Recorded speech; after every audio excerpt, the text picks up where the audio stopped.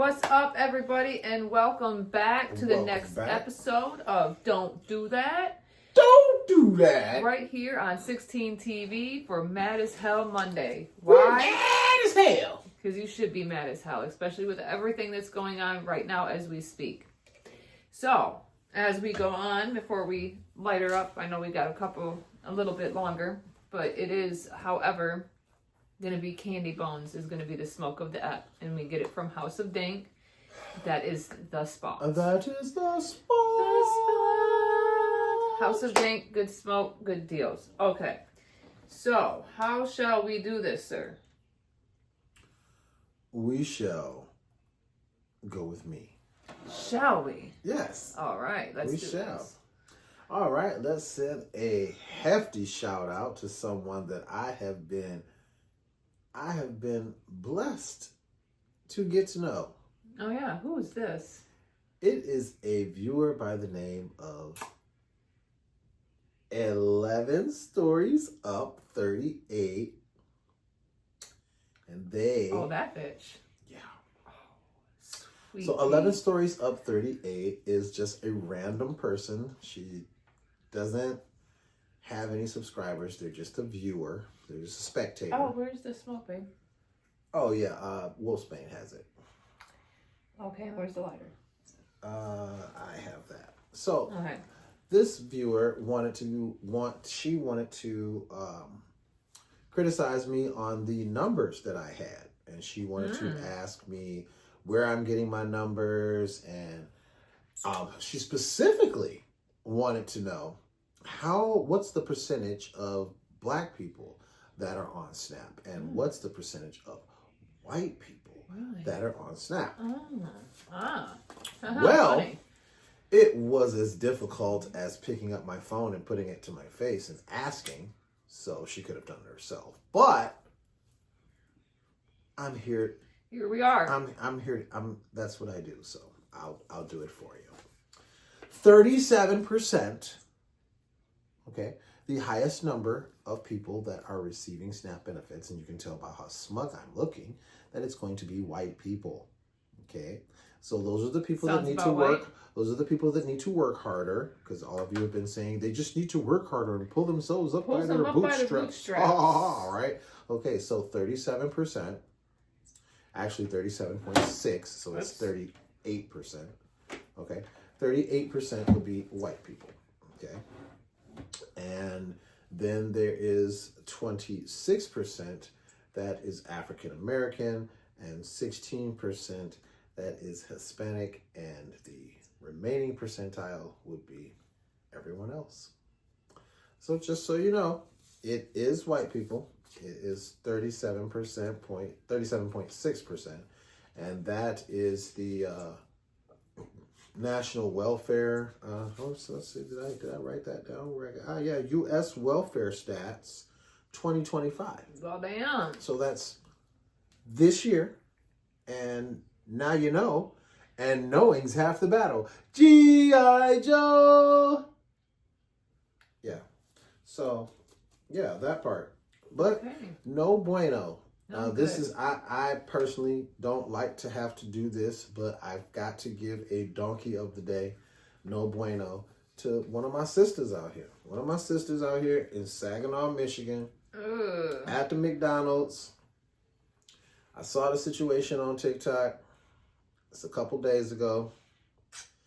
And I agree, it is frustrating after you've waited for a long time and they've been bullshitting around with your food, and you're supposed to get your sandwiches and then you don't get your sandwiches.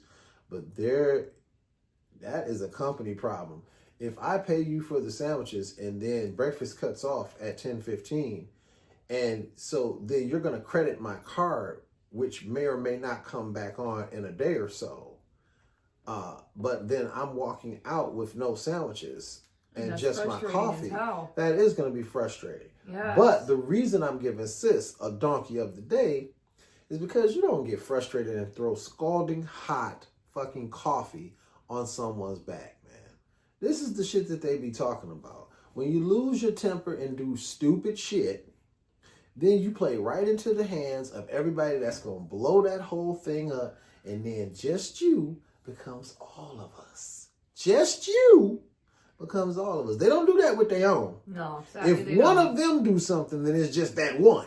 Mm-hmm. But if one of us do something, it's all of us. See what I'm saying? So, yes, I understand. I watched it 3 or 4 times, and I know that you were frustrated. I get it. I understand.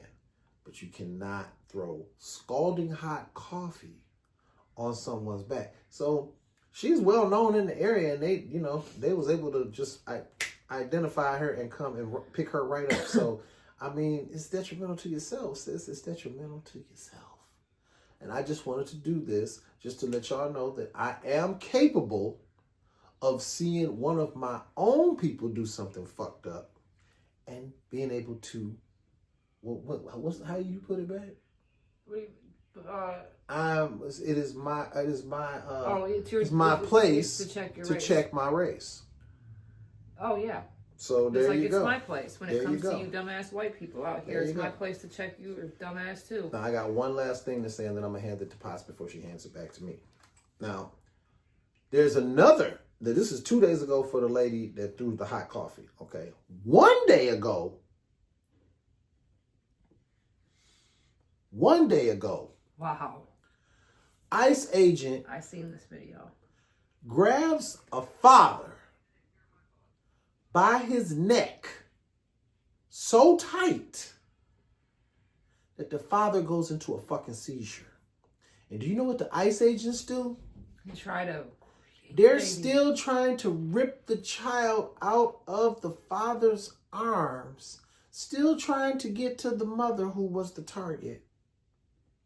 Not giving a damn about the man that's seizing up in the damn car because you didn't grab this man's neck like you doing a wrestling move, like you man-child or some shit. Like I said, it's the Proud Boys and the fucking KKK and the skinheads. And this is why the blue wave happened, because people are fed up with the BS. Don't nobody want to be running around trying to live their life and got the Gestapo. Where are your papers? No, ain't nobody about to be doing that.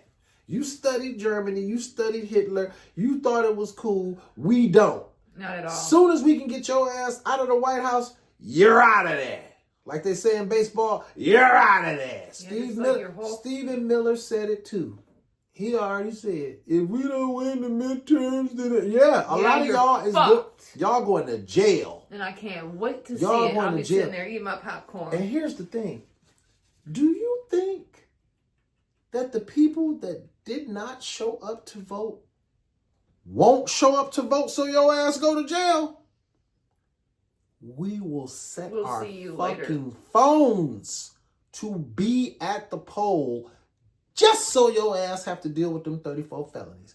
Just so the cabinet that was enabling you to do this bullshit can go ahead and get their own karma, bitch. Get some time. Mm-hmm. Do some time, your little soft ass Stephen Miller, you little soft bitch Russ Vogt. Ooh, wee. Do that time. Oh, I hope you run into a big black and a beastie looking motherfucker too. And the females, woo, you women are gonna have fun too. Man, them girls gonna have some fun with your ass. Quite literally. I can just see Christy. No, I can just. Oh my God! I can see Christy. By the end of her term, she'll actually have a fat ass from the amount of times she's been bent over by a woman. They're gonna stand up in it. Man, stand up in it. Caroline Levitt. Whew, they're going to have a time with y'all for little asses. They're going to have a hot time in the old town tonight. And then Jack Nicholson. Yeah. Okay. So we have Fox's Jesse Waters. He loses his shit when he finds out that Zohran Mamdani had appointed an all-woman transition team. All-woman. Okay? Now, as we all know, MAGA has already lost their shit already, learning that Zohran Mamdani had won the race.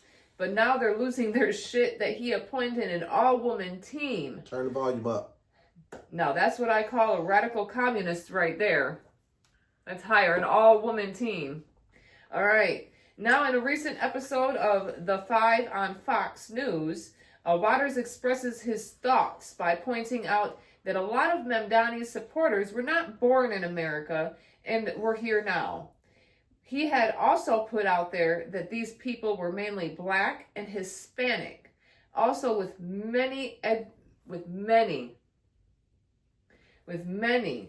as he said, educational qualifications, and most of them are single women struggling with the rising cost of their small apartments and utilities due to an influx of immigrants and the Green New Deal.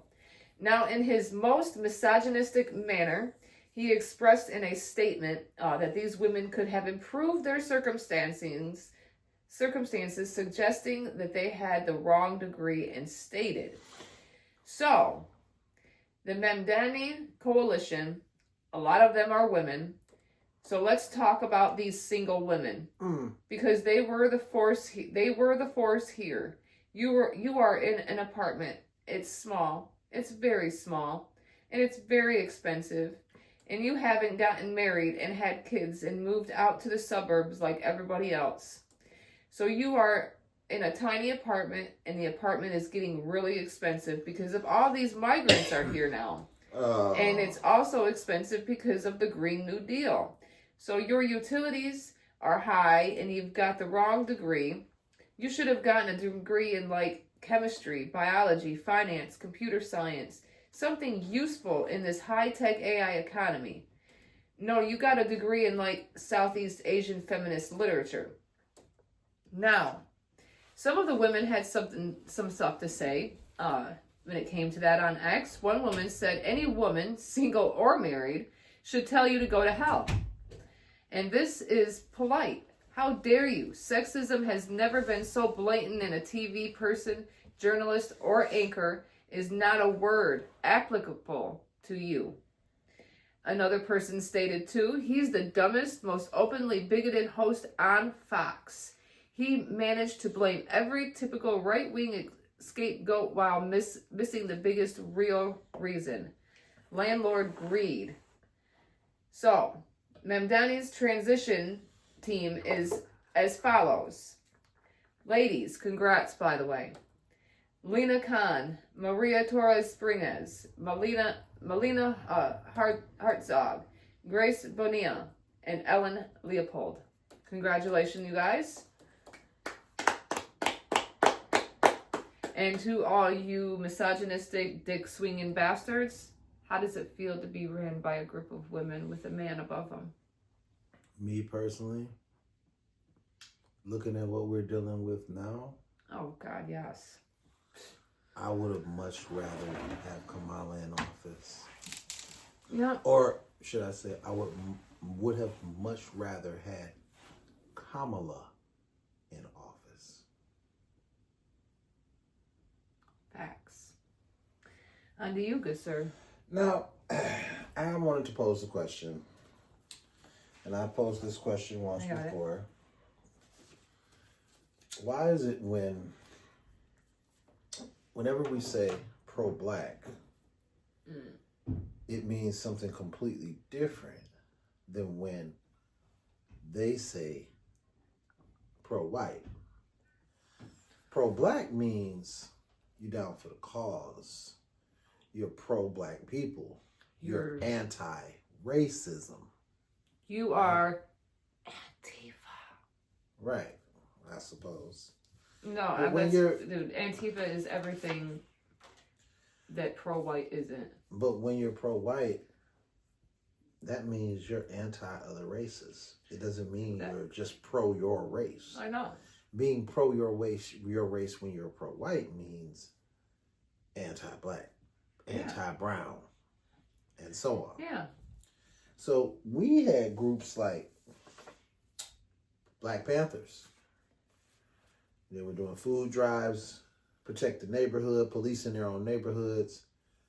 Very above board, non-violent, not lynching nobody, not hanging nobody, not burning nobody's house, not burning nobody's church. Pause on that.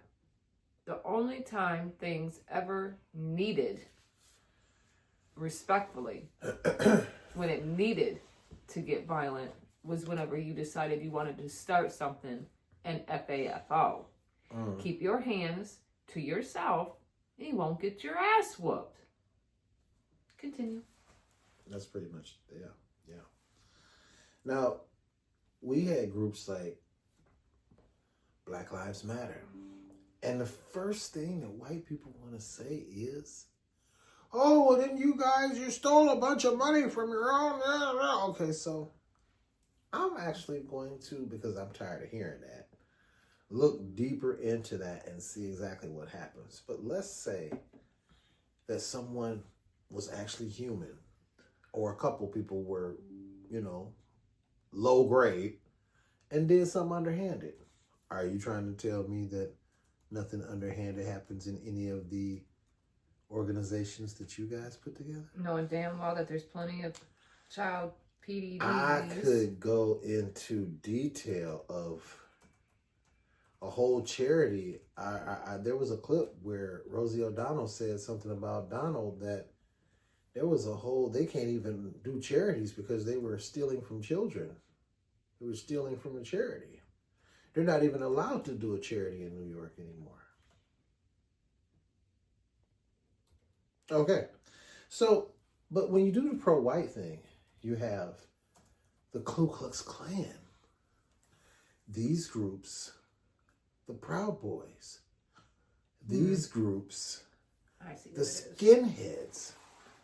These groups are not nonviolent groups. These groups are burning things, vandalizing things, violence, killing. Why is it that the groups that are nonviolent get targeted by the government, though, but the Ku Klux Klan, Proud Boys, the Aryan Brothers, all of these groups that I mentioned have never been cited as terrorist groups. Ever. They've never. Regardless of how prominent they are now, even though they are extremely prominent, they're also known as ICE agents. They've never been pursued by the government. So none of these groups. Now I'm going to repeat this again. The black groups, pro-black, don't do anything violent. They're pursued by the government. They're watched. The white groups, they do violent shit. They kill people. They're eating the cats. They're eating the dogs. No, I'm not. But I'm saying they actually have murdered people. It's on record. We got receipts. They've eaten the cats and dogs. They've eaten human body parts. I could go into a whole video. I can go into a whole video that will get a restriction on it about all the heinous shit that white people have done. They already sent you something asking whether or not you were suicidal. Yeah, they asked me, was I okay? Yeah, I'm fine. I'm just going through history. Time to learn. I know, right? But yeah, so I'm just saying, like, these groups that were white groups that were doing foul shit never got pursued by the government, but the black groups that were just trying to protect their neighborhoods, do food drives, and inspire unity amongst our people, they were targeted by the government. As you know, it was a brother that was paid by the government to shoot Brother Malcolm. Yeah, we had coons all the way back then. It didn't start with Stephen A. It didn't start with Brandon Tatum. No, absolutely not. We had coons way before then. The term is old. The term raccoon, that's old. Mm-hmm. That's old. Okay. And on that, by the way, when it comes to the Black Lives Matter movement or organization, or also known as actual organizations, there's several. There's actually 70 unique organizations of the Black Lives Matter movement. So now this is where it comes back to when people like to put a bad apple with the whole bunch. Was there a problem? Yes, actually there was an issue. There was a problem, and there was embezzlement in one of the organizations. Okay, all right. There's embezzlement in a bunch of other white organizations also, but at the same time, you don't like being put into one fucking group either. Absolutely. All right? There were unique organizations out there that actually were doing good for the community and doing what they were supposed to do. I just thought up a good one. You know how sensitive and butthurt people get? Or let me say it right. I'm not saying it right. Sorry, Mia. You know how irritated white people get when you say that they're racist and they're not? Because they don't like to be grouped in with that small amount of people that are racist, right? It's the same thing.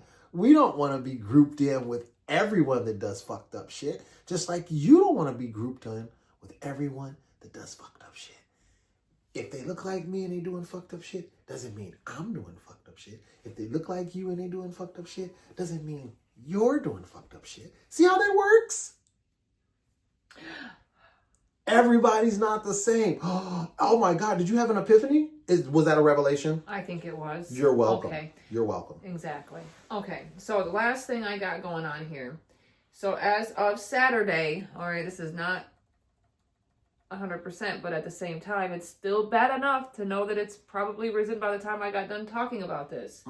Over 1,500 flights canceled and delays mount nationwide on Saturday. On Saturday, there were over 1,500 flights that were canceled nationwide and more to come because the Federal Aviation Administration continued limiting flight capacity at 40 major U.S. airports due to the shutdown.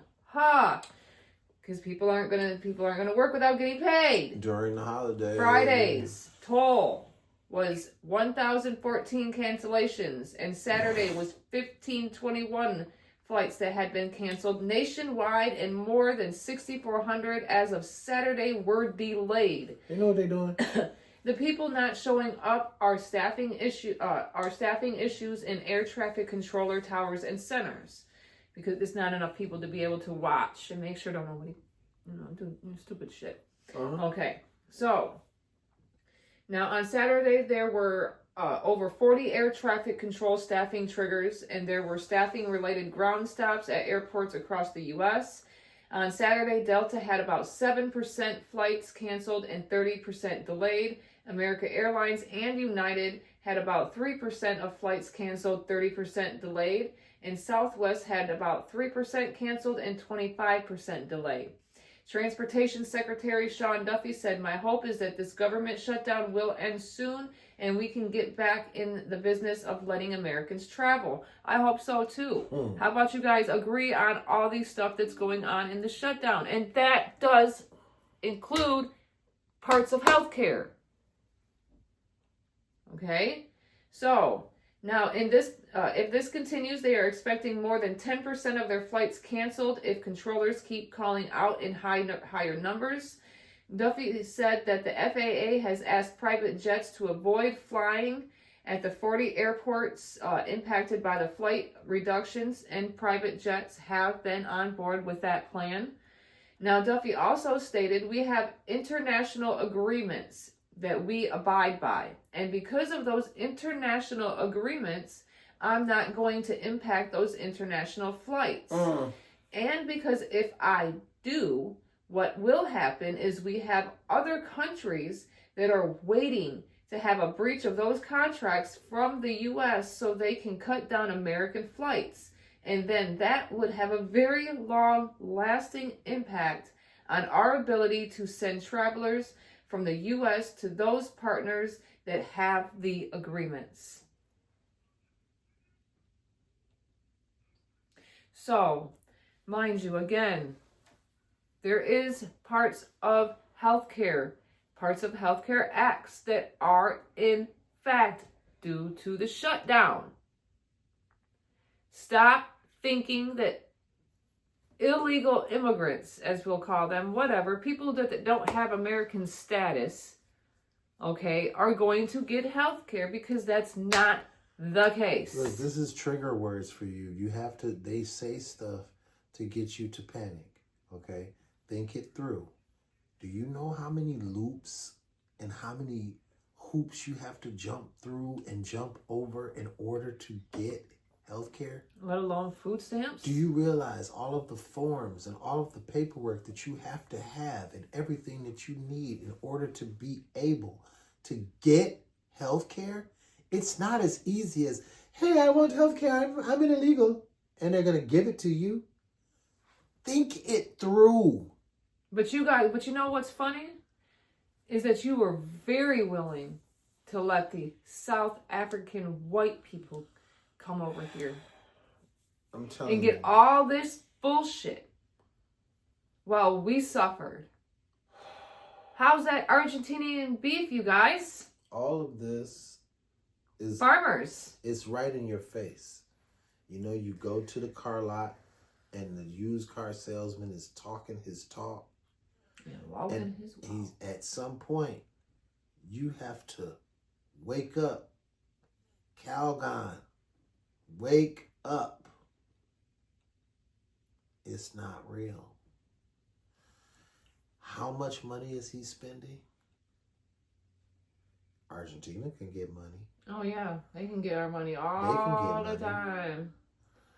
And then, how much is he spending on those private jets for Cristiano? And $41 trillion to big corporations, right? Big corporations like corporations that we work for, the plantation owners can get tax breaks. Let me put this to you too. I've been meaning to say this, and I want to leave y'all with this. What is the difference? Honestly, let me cook. What's the difference between the plantation and the job that you work today? Besides, they don't whoop your ass when you don't do your work. Everything is held hostage. Your bills, your car note, your mortgage, your kids' school, clothes. The food you put on the table. The food you put on the table. That's how they get you. That's the mental game. That's it. That's the control. They don't pay you a competitive enough wage for you to survive. They pay you enough so that you can get to next check. It keeps you compliant. And you won't escape the maze. You'll stay in the matrix. And you'll never take the blue pill.